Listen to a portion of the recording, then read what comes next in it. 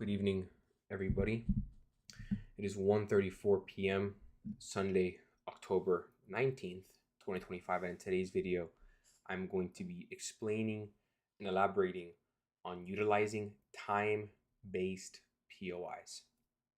So this video is simply just to go ahead and introduce people who may be new to the concept of what exactly is a time-based point of interest, right?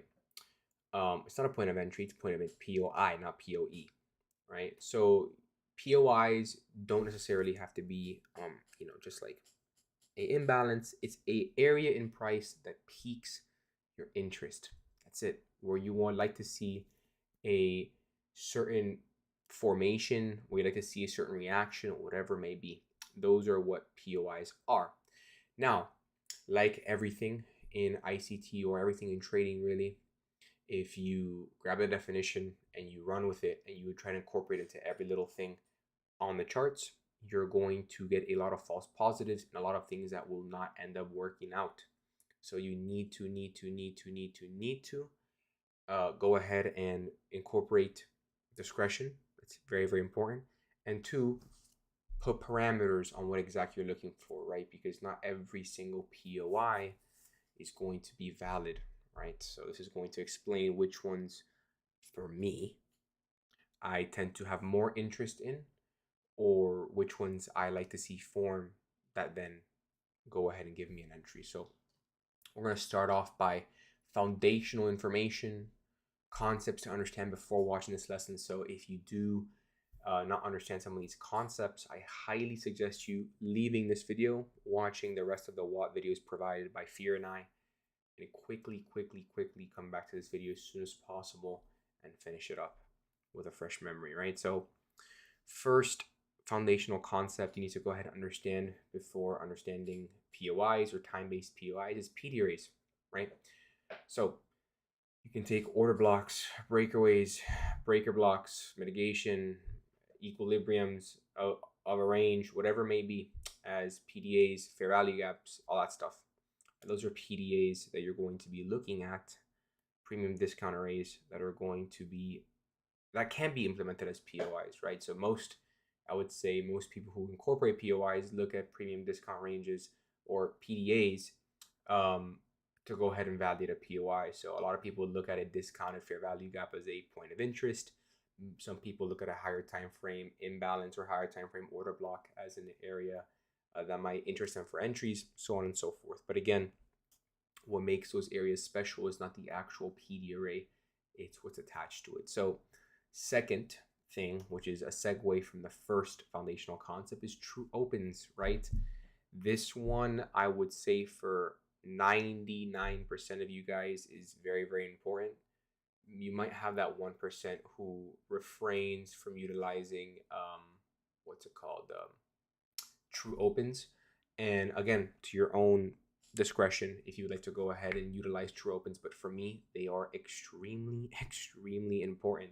It is a QT concept, so if you do not understand what true opens are, I highly suggest you go to our true open section in the WAP and watch the video I have created on it. It's a very good video, basically explaining what true opens are. Which that also leads us to our third foundational concept, key openings, right? So a lot of people, and I see this happen a lot actually, they'll have, for example, this is mainly with power of 3 and standard deviation traders. I see this happen majority with standard deviation and power of 3 traders than anything else. Not really with QT traders or with basic ICT traders. I mean, well, some might incorporate it. It's basically a mix of all of the first two, right? You have like a premium discount array. Let's say we'll go ahead and go with a discounted BISI that has a key opening attached to it. So let's say 9:30 opening, market open is attached to that imbalance. And people tend to respect that or expect that to be a valid entry to then go higher, right? So an example of this would be if price goes upwards at 9:30, we create a imbalance that overlaps with the 9:30 opening, and then we see price redistribute back up higher after tapping that time or that key opening that overlaps with that imbalance, right? So that's just one concept that you can go ahead and utilize for your trading. Personally, I do not, but again, key openings are important, and I'm going to explain that later in the video. And lastly, the basics of ICT, right? Premium PDAs and key openings are basic ICT concepts that he goes over. True opens are more quarterly theory. And if you don't understand basic ICT, again, go back, go into the intro to ICT in Vincere and watch that intro, the intro guide, and I'll give you a step-by-step process on how to exactly to trade the basics of ICT, right? So going on to our second slide. So time-based POIs, what exactly are POIs and how do we use POIs? POIs can be any point in price that piques interest for your setup. For example, the Silver Bullet Traders POI would form once the first imbalance presents itself at 10 a.m. Your purpose with POIs is to validify them with other components besides price, components that are static and are not discretional, such as time. So the reason why time-based POIs more than anything are so important to me is because when I mention time-based POIs, I'm not literally saying what most people think as, oh, a fair value gap overlapping with a 9:30 open or 10 a.m. opening. That's not what I'm saying. It's a crack in correlation that is created by time and a point of interest in or an area in price that piques my interest. It creates a point or various points that then allow me to enter a trade coinciding with my narrative and overall structure of the market, right? So this may sound very familiar to people who trade fractals. This is very basically a little brief explanation of what exactly it is, right? So like as I mentioned before, a Silver Bullets trader, their POI would be the 10 a.m. The first presented fair value gap after having or between 10 to 11 a.m. You also have the first presented traders who trade the first fair value gap created after 9:30, which in my opinion, I mean, I have my own opinion about that, but it's basically just a silver bullet just with moved time frames. It's really, or sorry, moved time windows. It's really what it is. But again, to each their own, right? So as I mentioned, everything that you're looking for in terms of time-based POIs needs to have a Kraken correlation. For all you people who trade basic ICT, yes, I'm talking about quarterly theory. You need to have sequential SMT. You need to. It's a must. In my opinion, it's a must, or some type of Kraken correlation with something that cannot be manipulated, right? And it's going to go into the importance of time-based POIs, right? So time-based POIs allow the user to carry more conviction within their setup. Since the y-axis of the chart, meaning the up and down of the chart, can be manipulated, you need to shift your focus on the controlled variable, which is the x-axis. So for those of you guys who are new to this, or I mean, if you're new, you're definitely not watching this video, but for those of you guys who have not yet been on a call with me where I go on little rants, I consider trading as a science experiment of some sort, right? You have your independent variables, you have your dependent variables, and then you have your, right, your control variables as well as your dependent, right? So there's some things that you cannot control, and there's some things that you can control, right? A lot of you guys, I mentioned about the importance of having boundaries when you're trading, right? Setting up walls, parameters to go ahead and guide you down to success, right? It's necessary. But since price can be manipulated by just simply order spoofing or, it's like manual intervention with news or whatever it may be, since price can be manipulated on the y-axis, obviously, there's one thing that we can't manipulate, which is time. It happens at the exact same time, basically every single day.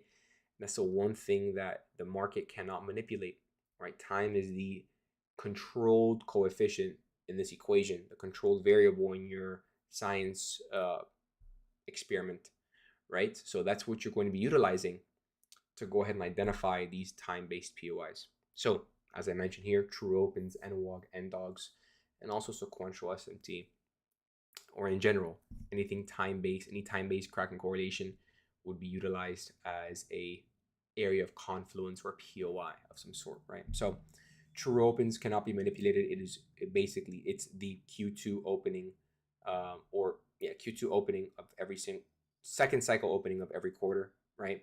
So again, you can't go wrong with true opens. NDogs happen the exact same time. 6 p.m. you have a new NDog. Monday, Tuesday, Wednesday, Thursday, Friday. Sunday you have a new NWOG. 6 p.m. on the dot every single week without failure, right? That cannot be controlled. It is simply just there, and it's static, right? So those static areas in price are what you're going to utilize as conviction for your trades. So implementing time-based POIs.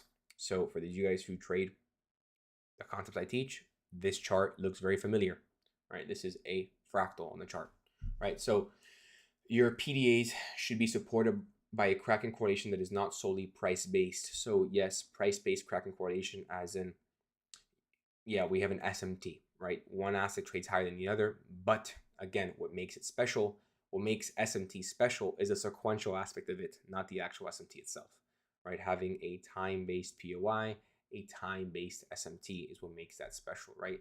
So overlapping true opens or NWOG NDogs to your POIs allow for a more refined or convicted entries, right? So essentially, what am I saying by this, right? If you incorporate your POIs with your chart that you have, right? Or if you incorporate true opens or NWOGs or NDogs to your POIs, you carry more conviction to your trade, because let's say using basic premium and discount or just basic logic taught by day, you want to buy at or below true opens and you want to sell at or above true opens, right? So if you're short, you want to sell at or above a true open. If you want to buy, you want to buy at or below a true open. Now, this is something that I came to my own conclusion regarding, right? Ideally, yes, you would like to go ahead and buy and sell above, or buy under true opens and sell above, right? In a perfect scenario, you would. But there are going to be many cases where you're going to have an asset class that's going to trade under a true open, and then you're going to have the other one fail to do so, right? And the way you're going to enter off of it is by that Kraken correlation created by one asset class tapping true opens and the other one not tapping true opens, right? So very, very important concept to understand if you guys haven't already established that, right? This chart is very, very familiar for all you guys who've been following me for a while. You know exactly what's on this chart. So in this case, YM, as you can see, taps the true micro session open. As you can see, NQ fails to do so. Right? NQ fails to tap into it, but we tap off of OTE, and that OTE is something special that I explain in another video. So what are POIs? And this is the most common misconception that I see with most traders, right? What exactly are POIs? So POIs do not only fall in the category of imbalances, order blocks, mitigation blocks, or rejection blocks, right? They do not, okay, listen carefully. They do not only fall in that category. Your PD array matrix itself, if you look at a PD array matrix, you have the top and the bottom, which is what? The top is buy side, the bottom is sell side. Then you have your rejection blocks, then you have your order blocks, then you have your imbalances, and then sooner or later you get to equilibrium, right? Mitigation, breaker, EQ, whatever, breaker, EQ, breaker, mitigation, EQ, right? You have all of those, basically those PD arrays within the range. But what people fail to realize is that the range itself, and I explained this in the ranges video, the range itself can be a POI that people throw out the window for some odd reason, right? Ranges can be considered a POI within itself. The PD array matrix in itself is a range, right? The high is buy side, the low is sell side, then you have your rejection blocks, and off we go to what I just explained 2 seconds ago, right? So if ranges can be considered a POI, why are we not utilizing them within our trading, right? So if there's a specific Kraken correlation that is supported by time, you can utilize a certain interval of time as a POI to enter off of. So if you have 90-minute, You could look at the hourly range, right? I explained that in the time frame alignment videos alongside in the ranges videos. If you guys have yet to see those, I highly suggest watching those videos. So again, the common misconception, your POIs, what validates your POIs is those true opens or those static aspects of price that, or those static aspects of price essentially, that cannot be manipulated, meaning your true opens, your NWOG and NDOGs, right? I say static aspects of price because it can happen at any price interval, but it's static of as it happens in the same time every single day. So your true opens, your NWOG, NDOGs, those are what basically create the importance of your range, right? Those basically validify your range and allow you to go ahead and implement a trade off of that, right? So again, if you're confused by what I'm saying here, watch the time frame alignment video and ask me in the private chat or in your journals or in the questions tab for more clarification, and I'll gladly explain it to you, right? So just feel free to ask. And lastly, an example of what I mean by a time-based POI, right? So time-based POI, as I mentioned, can be imbalances, order blocks, breakers, but also can be ranges. So here, what do we have? Price creates a sequential SMT at the highs, which then leads to an impulse swing at 945, right? This up close candle right here, which then creates an SMTF. That SMTF then gets inversed, and then we take out that previous microcycle low. And then what do we have? Price distributes downwards for the majority of the 945 15-minute candle. Once we end up having that drop at 951, 52-ish, we actually terminate the drop, go into a reaccumulation phase. And then what do we do? 10 a.m. goes up after taking the previous 50-minute candles low on YM and ES, right? They both take out this internal low down here, the previous 50-minute candle low. Then what does price do? Price comes back up into True New York Open. And if you want to go ahead and see what this True New York Open is, I highly suggest you going into your charts. This is Friday, October 17th price action, right? Go to your charts, or Friday or Thursday. This actually might be Thursday. This is Thursday's price action. Go to your charts, and what I suggest doing is go ahead and graph out this imbalance. This imbalance, why is it a time-based Kraken correlation? It's an SMTF. So in one asset, or price-based really, in one asset we create it, and the other ones we don't. That's your first POI, right? Using the Peter Ray matrix, that's your first POI. Now, if you graph out the 9:15 15-minute candle, or the 9:45 15-minute candles range, you have price tapping into a POI, which is right here, which is OTE of the range, which has a true open overlapping with it. Right? If you know what that is, you know what that is. Okay? Supported by microcycle sequential SMT. So here's your time-based Kraken correlation, your microcycle 90-minute weekly cycle. Then you have your SMTF, which is a Kraken correlation with the correlated asset classes when one asset class creates a fair value gap and the other ones don't. And then you have your Kraken correlation with true opens, where as you can see, true opens overlap with the 15-minute candles range supported by microcycle sequential SMT. And then you have price distribute back down to another POI, which is 830 low, which overlaps with another time-based supported range, right? So again, very basic concept to understand. It really isn't that difficult, guys. And here is an example of me using the exact same logic. So again, go back to your chart and study what I'm showing you right now. We have 90-minute cycle sequential SMT at the lows down here, right?